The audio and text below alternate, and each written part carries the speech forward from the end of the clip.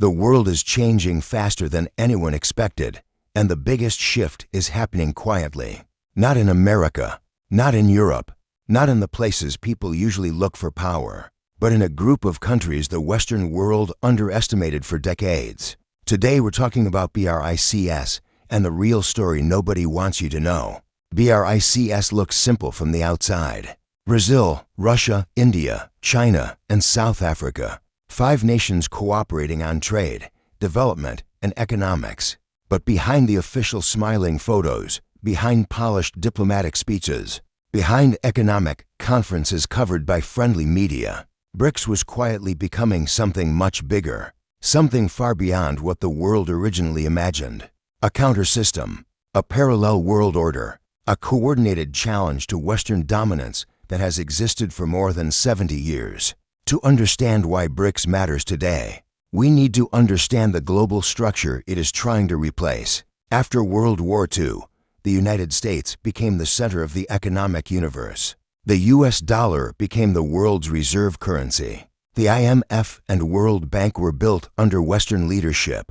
SWIFT became the international banking network, and ATO controlled trade routes, shipping lanes, and global security. And whether countries liked it or not, almost every nation depended on the US for survival. For decades, this unipolar world went unchallenged. But the cost of that system was high. Developing nations felt the game was rigged. Loans came with political conditions. Interest rates could crush entire economies. Sanctions could destroy countries overnight. Dollar dependency created permanent vulnerability. And global decisions were made by a handful of wealthy states, while the rest of the world simply followed.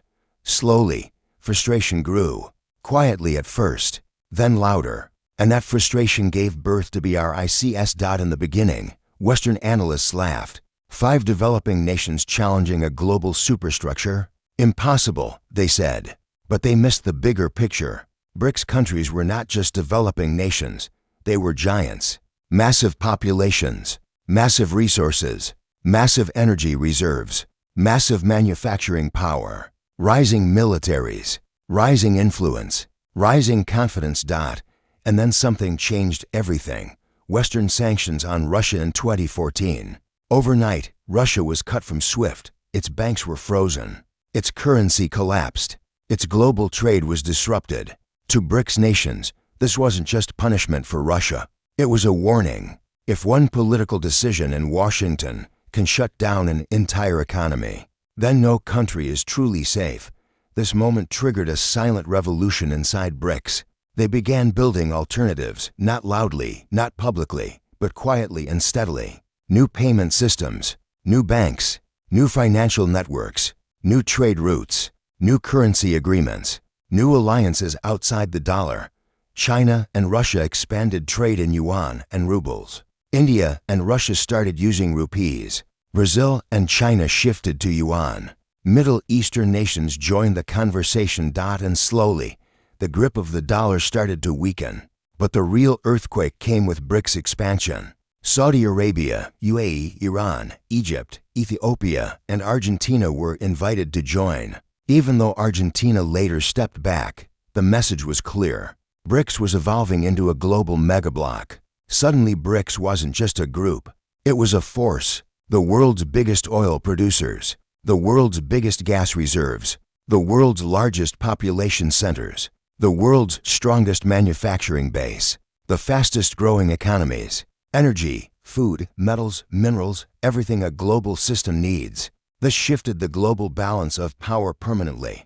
Western media rarely covers this honestly, because BRICS directly challenges the petrodollar system. For nearly half a century, oil was traded almost exclusively in US dollars. Every nation, from Asia to Africa to Europe, had to hold dollars to buy energy. This strengthened the dollar and gave the US enormous power. But when BRICS nations began openly discussing oil trade in local currencies, for the first time in history, the petrodollar began to shake. If Saudi Arabia, Iran, UAE, and Russia sell oil in non-dollar currencies, the world will need fewer dollars, and that could trigger one of the largest financial shifts in modern history. Make no mistake, BRICS is not trying to destroy the West.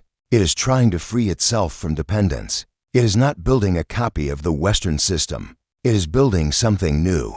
A world where no single country controls global payments. A world where sanctions lose their power. A world where the global South finally has a voice. But here is a reality people ignore. BRICS is powerful, but not perfect. India and China have dangerous border tensions. Brazil worries about being economically overshadowed by China. Saudi Arabia and Iran have deep historical conflicts.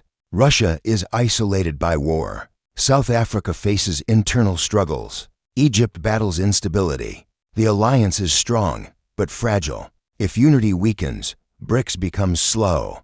If unity strengthens, BRICS becomes unstoppable. The biggest question is, will BRICS create a new currency? Some believe a gold-backed digital currency is coming. Others say no because the members don't trust each other enough. But here's the truth. BRICS does not need a single currency to challenge the dollar. All it needs is for enough countries to stop using dollars in trade. And that is already happening. Month by month, deal by deal, quietly, steadily, globally. This is how world systems collapse, not suddenly, but slowly, through hundreds of small changes that add up over time. So what is BRICS really? BRICS is a rebellion against an old order, a world where a few powerful nations wrote the rules for everyone else, a world where the West led and the global South followed. Today, that world is fading. The 21st century is becoming multipolar. Our BRICS may not replace the dollar tomorrow.